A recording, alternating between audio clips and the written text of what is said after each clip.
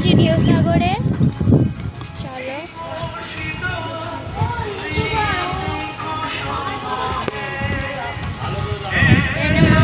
Photo তুলছে বোনের সঙ্গে।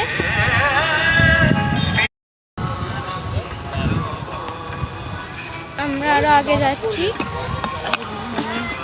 আগে একটা অনেক বড় পার্ক আছে, সেখানে আমরা চড়বো। এই যে মা, একটু হ্যালো করে দাও মামি।